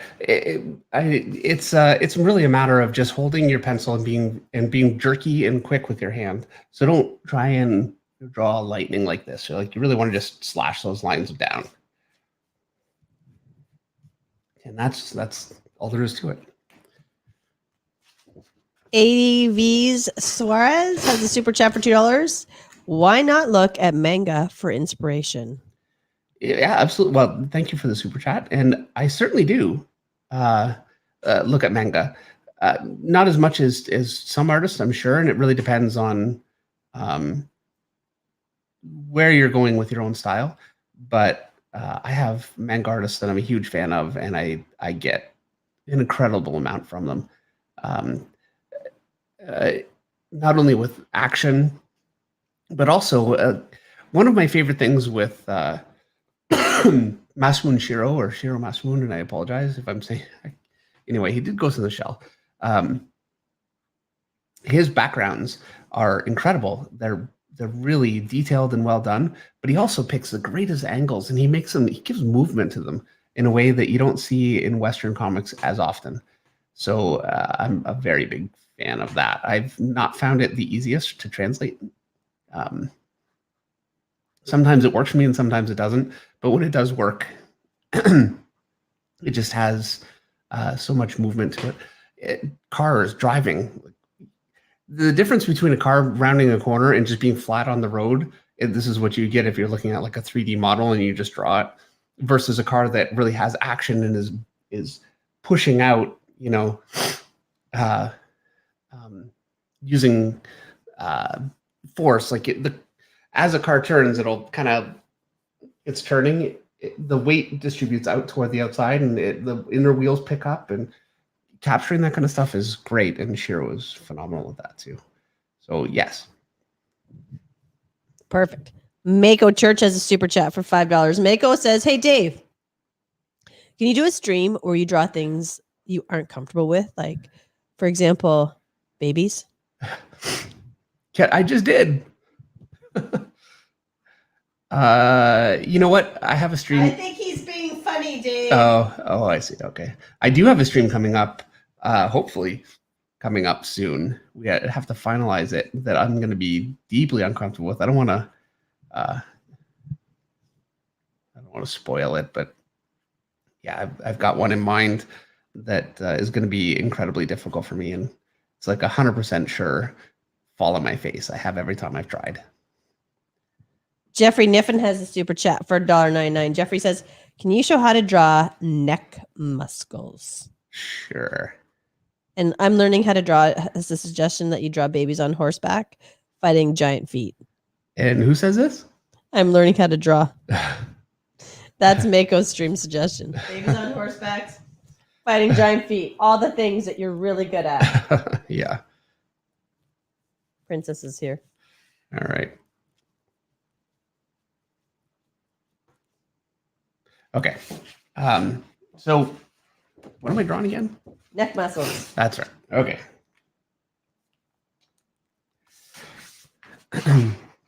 Okay. So I'm going to draw, here's a head. Drawing a lot of these today. Muscles of the neck. So here we go. Here's my ear.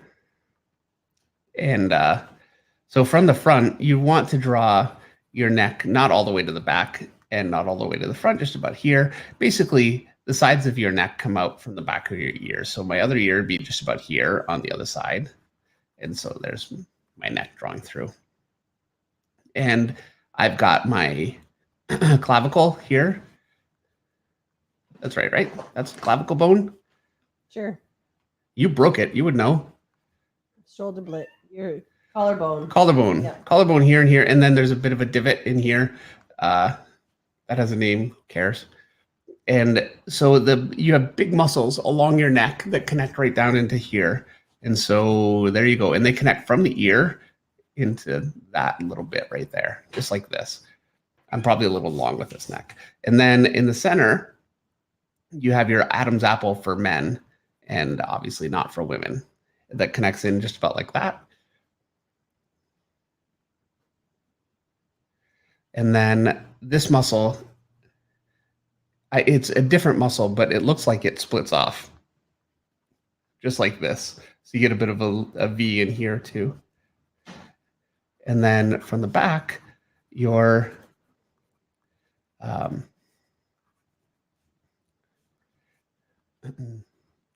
shoulders connect in here, and the back of your neck connects to the back here.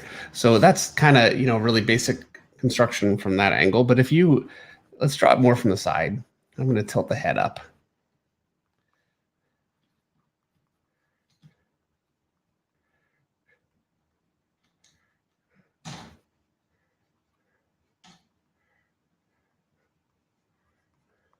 So here we go. Here's my ear, and my body's going to be here. So there's my shoulder, my chest. And so I still want to connect from here. This would be about this piece here to underneath my ear, which is here. So that's going to be that muscle right here. And then I've got this little under the chin portion here that connects to my Adam's apple here. And then let's draw here. Let me clean this up a little bit. Here's my shoulder. Here's my, that has a name, I know, forget, whatever. Connects in here. I've got this little muscle here connecting in just about there. And then the back of the neck connects in like this. And so that's how you can kind of bend it and make it still work anatomically, is you're always connecting this muscle here. I could just go on and do like from the back here. Here's the back of the head. Here's an ear. Here's an ear. Your neck kind of comes out like this, and you have this whole construction down the back. So it's like two tubes that come out here. There's a bit of a hollow here. And then your shoulders kind of attach inside these bits here. I really should do a whole video on this, because trying to do this quickly in a tutorial is almost impossible. It's just too much. But there you go. There's a couple of drawings just to give you an idea. I will do, actually, I think it's a great idea to do a proper tutorial on that. So I will do it. Dave, Eric says he could come on if you want him to, but to talk about the painting. All right, hang on. But I mean, it is 9:30. Is that picture going to be done that you're drawing? Yes. Okay. Yeah, the background turned into no background. He said. All right. So the Superman painting he posted today was acrylic over Copic marker. Okay, well, he's not in here. Well, Do I need to invite him? I don't know. I'm going to give him a minute. I'm going to give him. Eric, come on in. I'm just going to read another super chat. Brad's got art for $10. Olaf Finches. Are we going to get more process interviews? And as always, Miss Meredith rocks.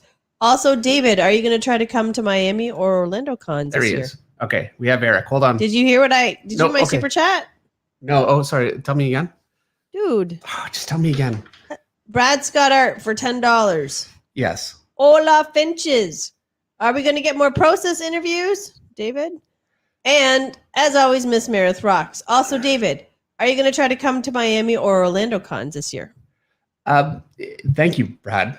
And I apologize for talking right over your super chat. I would like to do some shows. We've been talking about doing some shows coming up. Obviously, all that's really in the air right now, and I just don't know. I mean, we're under lockdown here in Ontario. I can't even go into a restaurant, so don't know. But I'd like to. Process videos, I won't be doing anymore. What I will be doing is more like what I did with Tyler Kirkham, have a guest on and just do a drawing session, be it, painting or drawing or whatever it is. I think that's always really enjoyable. It's a chance for Eric and I to draw together. I'd like to do more of that. It'd be nice to have Meredith actually involved in that too, because especially artists that and are friends with Meredith, I think. No. And look, Meredith does one stream a week. One stream. So Meredith says because Meredith goes to bed at 7:30, 8 o'clock at night.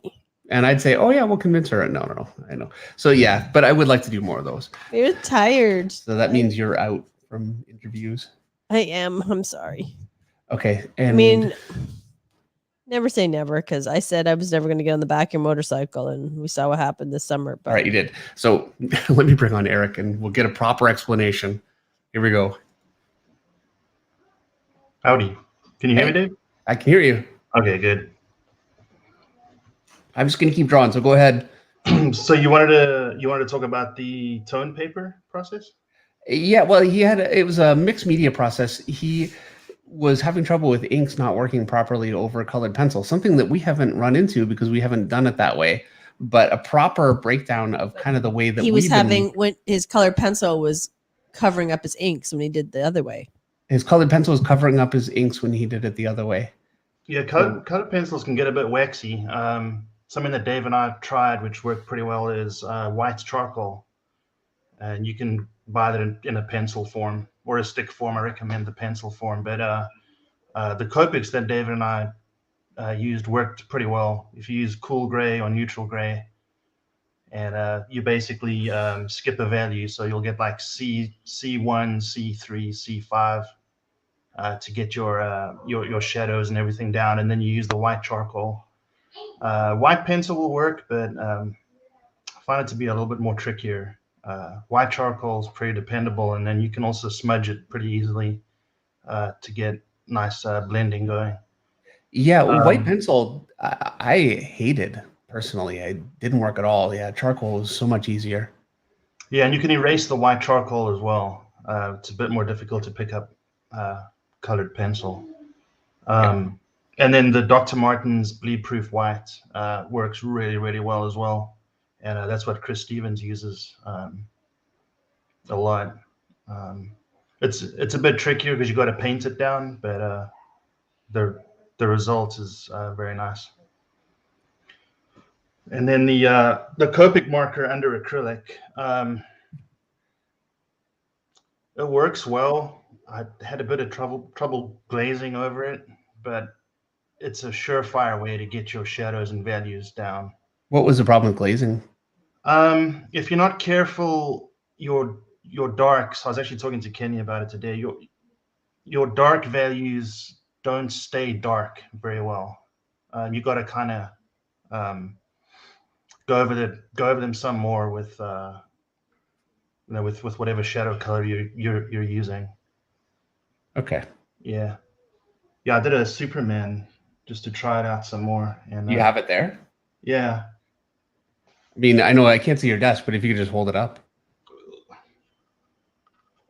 It's kind of reflecting a bit. But... Oh man.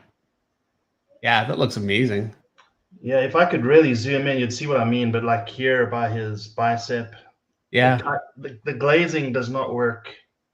All in all, though, I mean, I think it's a better effect than we've been able to get so far. That looks great. Yeah, I mean, because you have so much control over the markers, you can really blend and get your shadows down. Once you have the shadows down, you're golden. Just a matter of glazing appropriately and putting the lights in. But, man, we got to do it again. Yeah, for sure. All right. Well, new stream coming up soon. All right. Thanks, Eric. Thanks a lot, Eric. No problem. See you guys later. Okay. All right. I better not click end broadcast, right? Yeah, don't do that. Yeah, don't do that. See you guys. Yeah. Long Journeys has a super chat for $2. Long Journeys wants to know, when are you going to do a stream with Jim Lee? You know what? Jim Lee has a stream. What I would say you need to do, Twitch stream, right? a Twitch stream. Go on his Twitch stream and demand that he does it, and say, you can tell him, I would desperately love him to do it. It would be great. He's got my phone number. He can call. There you go. Putting it in Jim Lee's court. I'm putting it in his. You know why I'm putting it in his court? Because he's busy. Because he's busy, and if I ask him to do it and he says no, I'll be butthurt. So There you go. if I just put it in his court, then Then I it's all don't on have Jim. I don't have the chance of rejection. That's right. That's why. Jordan Seward has a super chat for $6.99. Jordan wants to know, he got a little emoji going. How's it going? The like Barbara Papa style emoji. Okay. How's it going? It's going good, Jordan. Now that Dave's not coughing anymore. Yeah, that was. No coughing fit. Wave has a super chat for $20. What's up, Finch Flock? Dave, do you mind commenting on why you don't care for Burn Hogarth? Purely curious. Thank you. I hate to comment on that because it's look, I don't like the idea of talking ill about any other artist. And so don't. Alive or dead. I'm very reluctant. At the same time, though, Meredith, it's a teacher, and this is a resource. It's not just art for the sake of. Okay. So I feel like I kind of need to tell you guys, but I'm going to say this with this kind of caveat. I'm going to tell you why I don't like his work and why it doesn't work for me. I am also going to say that I don't think that makes me right, So, yeah. Basically, his stuff to me looks incredibly rubbery and unreal, and kind of rubbery. Like I like something that looks a lot more rigid and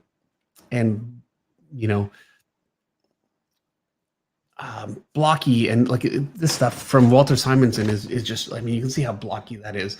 It's just got like really solid, hard kind of form. That's what I like, as opposed to something that's much more organic and soft. Now he is a phenomenal artist with it, and it's a style, and there are other artists that I could think of that are more along that line. And I would say the same thing about him in terms of my preference, but it's not like I think to myself, oh, this is weaker work whatsoever. I don't. But why I don't like it as a resource, that's why. So yeah, apologies to fans of Burn Hogarth and Burn Hogarth himself. I really don't mean it as a saying anything negative about his work. For me, I don't like it as a resource. Sheldon Martin says that Frank Cho doesn't care for Hogarth's Anatomy books either. See, Frank Cho, he doesn't care. He'll just tell you what he thinks. I'm like, oh, yeah, I don't know.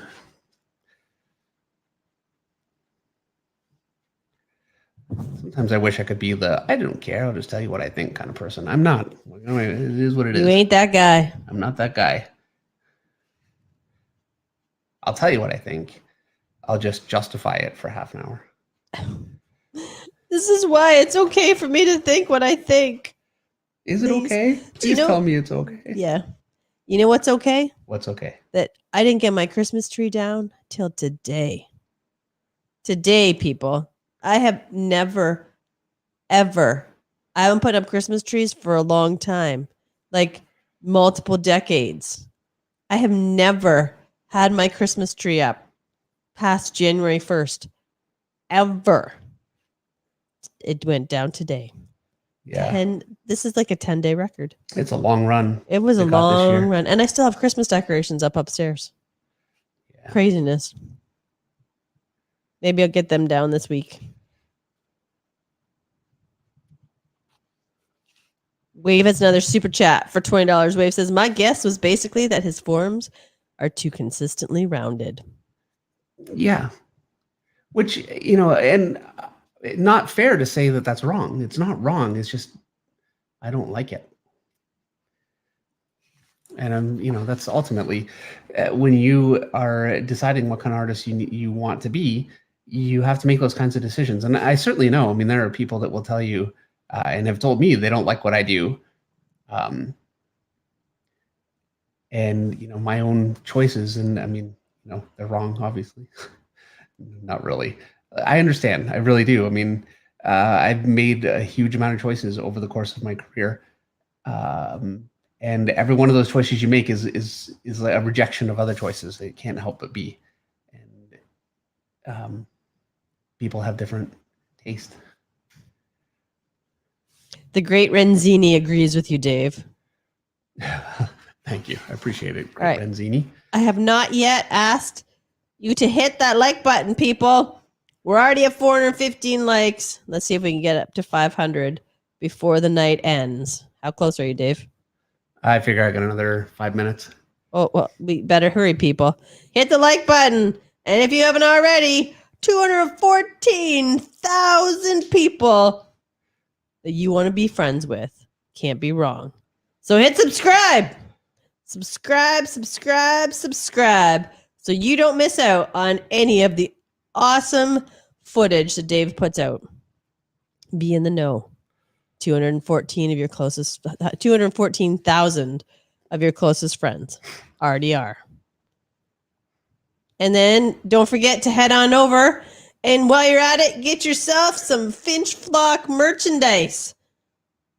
That's under the community tab, right, Dave? It is. If you want to get a t-shirt, be like Dave. It's not a slap chop, but you know what you're going to do.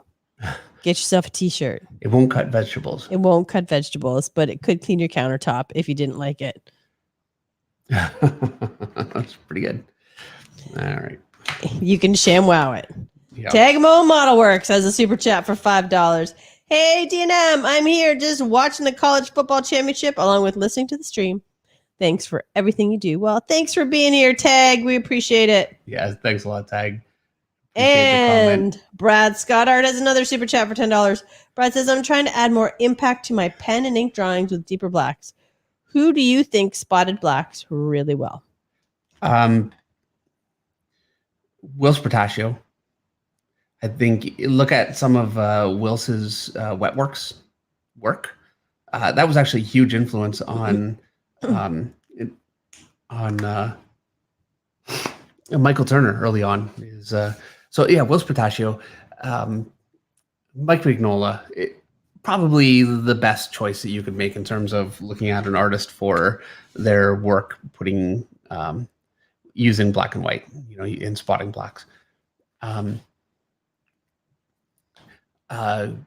Simon Bisley.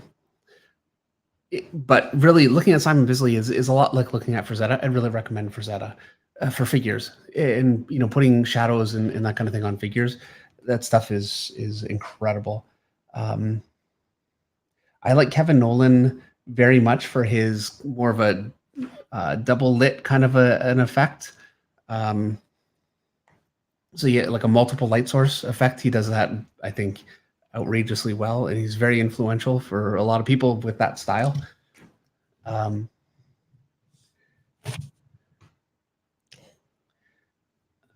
thinking, yeah, for figures, who's I mean, there are so many. There really are. On a totally different topic, Anthony G says his shirt is really nice quality because Anthony has a Finch Flock shirt, which he posted a picture of on the Finch Flock Facebook page. Oh, nice. And I have to concur. I've washed them.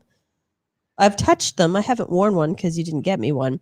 But they do seem to be very good quality. So I don't think you'll be disappointed. You're not going to get a crappy shirt. Well, there are a couple of different versions.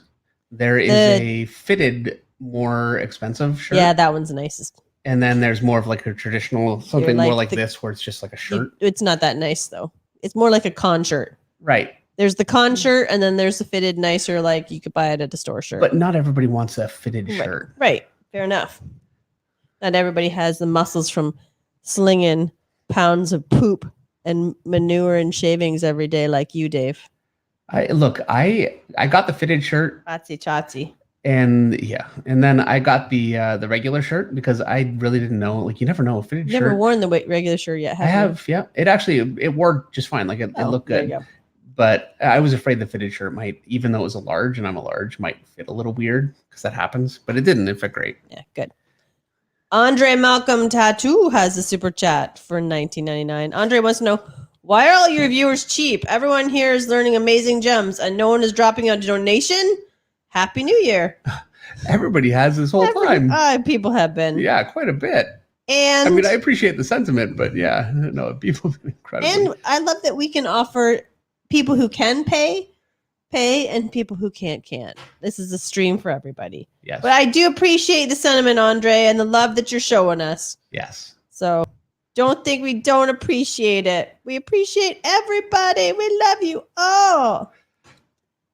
All right.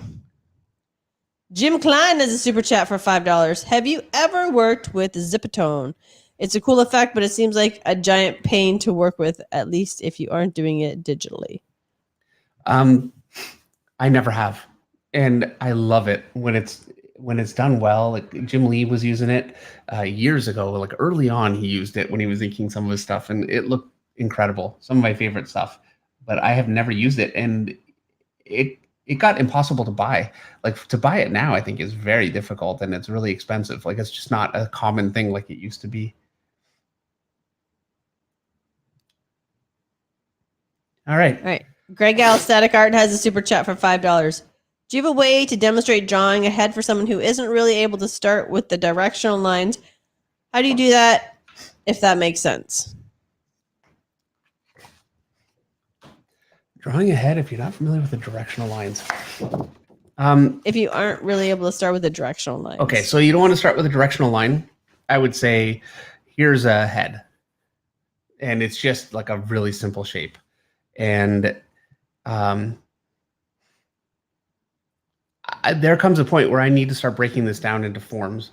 And so that's where directional lines are pretty much unavoidable. Now, if I draw this from side, let's just do that. Here's this shape here. And then here is, more of my my actual face here. My ear is going to be just about here. And so I'm working with blocks of form.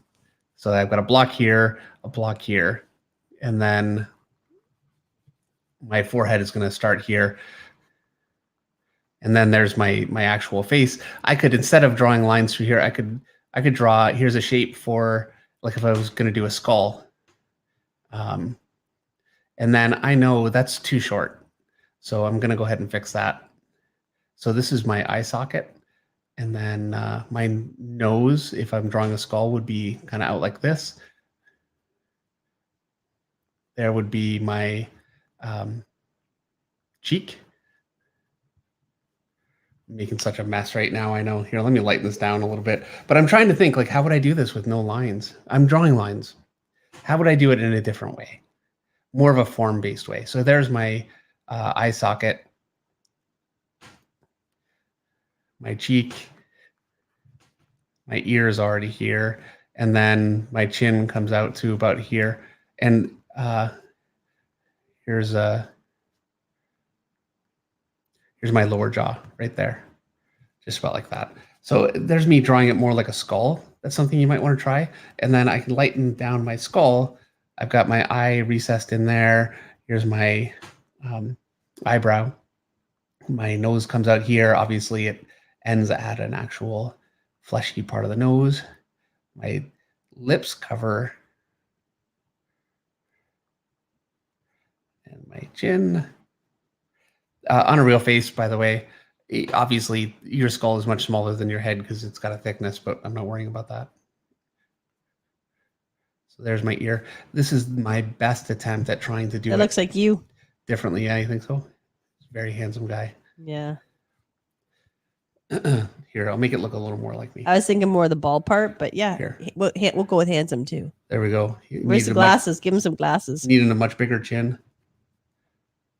There we go. That's more like me. All right. Anyway, that's There me. it is. That's your jawline right there. That's me trying to do it differently. It's very, very difficult. I don't really know of people working in ways that don't use those kind of division lines. All right. I have another super chat from Dan Genovese for $5. Dan says, I'm cheap, but here you go. As always, thank you for everything. Thank you so much, Dan. I really appreciate it. Oh, thanks, Dan. All right, I'm signing it. So Just sign it so we're done and no background. no back. Yeah. Well, you know what? We had We had lot 5,000 mini tutorials instead tonight. which I'd rather do than a More fun. crazy background through this anyway. So that actually worked. I mean, the really well. background would break with the tradition of the stark figure. Yeah. Besides, look at Princess is ready for bed. She's all snuggled in. The great Ren Zini says, Jim Klein, check out Richard Bennett art from Wildstorm, Brass first series and Gen 13 Wired. You know what? I have to admit, I'm not familiar with Gen 13 Wired for Richard Bennett, but I certainly am Brass. And a lot of his other work, too. He did some stuff for Top Cow, like a little bit. He was an incredible, well, I'm sure he still is an incredibly nice guy. I haven't seen him in years. And yeah, work that had all of us at Image Comics at every company completely in awe. Amazing stuff and really worth looking at. And, you know, largely forgotten now. Greg just has one quick comment. Greg L, super chat for $5. Not without the directional lines, but without the lines being the first thing on the page, the way you tend to do it. I can't build the head around it. Okay. Well, let me try one more time. Okay. Why wouldn't you put the lines on the...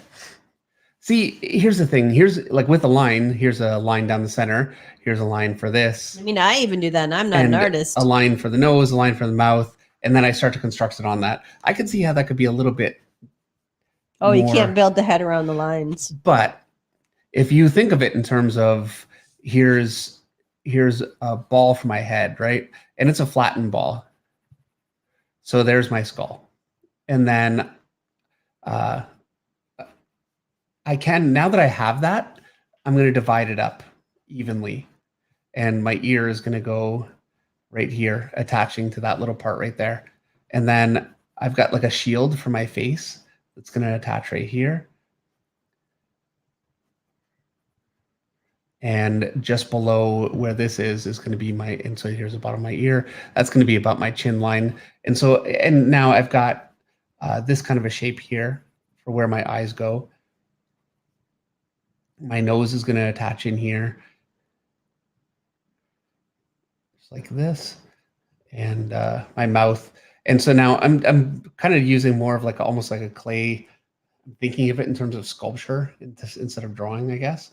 If that works for you better, I would say that's a good way to go. There you go. That's certainly another way. I'm going to try and let's angle the head upward. And so I'm drawing this same shape again, flattened on the side. I'm going to create my dividing lines. So my ear goes here. And now I do need a direction for my face here. For my part, I can't do it without it. So I'm going to go there. Princess looking for some love. She gave up on you. Yeah. She knows how it is. Jordan Seward just ordered And so his t-shirt. I've gone totally flat here, which is a disaster. But I'm trying to think differently, and so it's causing me to just use dumb things. You can't do that because your face actually is rounded. I think that just makes sense. So there we go. And so I've got my eye in here. It would be my eye socket, my other eye socket. My nose is up here.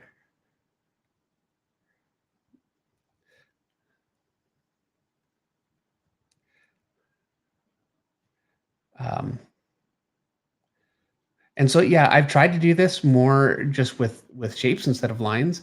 I did have to resort to a line through here because I couldn't have gotten this all working. Like now for me to get my mouth, I need lines the same direction, and it goes in the center of my eyes. My mouth is going to go right there.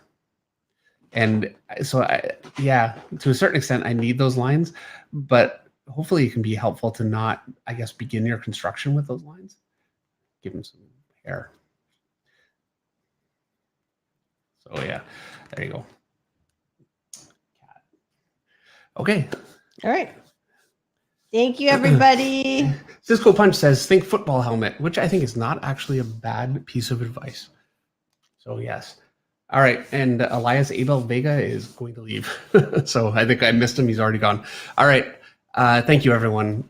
I had a good time with this one. This went totally differently than normally. I mean, I spent more time doing little tutorials than really drawing the picture this time, but it was kind of a nice change of pace. So yeah, thank you for that. And hopefully you guys have a great week coming up, and we will see you guys next Monday.